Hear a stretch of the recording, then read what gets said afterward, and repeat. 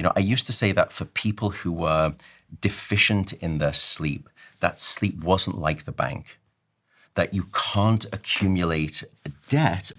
So what we can see here is that the jar used to be full of sleep credit when you're sleeping well. And then during the week, I'm short sleeping. So maybe I'm only getting 5 hours a night. So I'm constantly going into debt. So I'm losing all of this wonderful sleep credit, and my system is building up this collateral debt. And then we used to think that sleep was not like the bank, that once you've gone into debt, unfortunately,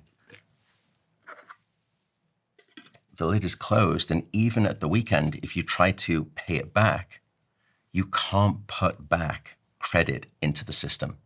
However, there was a study published from what's called the UK Biobank, which is this incredible data set. And they studied in this particular research paper over 90,000 individuals.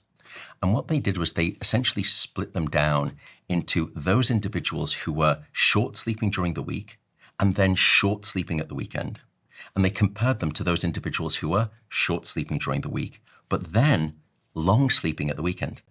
But what was amazing is that in the people who were short sleeping during the week, but long sleeping at the weekend, they had a 20% reduced cardiovascular disease risk relative to the people who were short sleeping during the week, but also short sleeping at the weekend.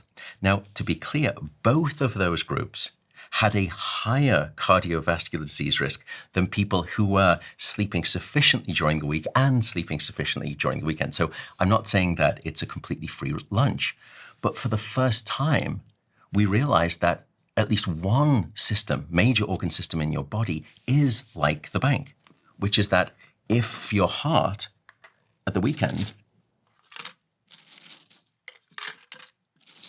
you can just keep putting credit back and your system doesn't suffer as much.